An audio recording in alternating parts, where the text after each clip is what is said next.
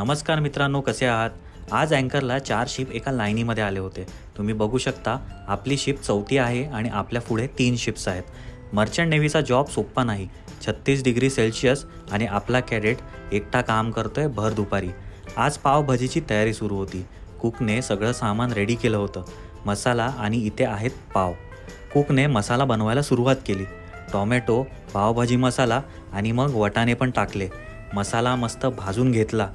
भाजी आता तयार झाली होती आणि प्रत्येक टायमासारखं शेवटचा दांडा मी मारला. चला, आज आमच्या ज्युनियर ऑफिसरचा बड्डे आहे.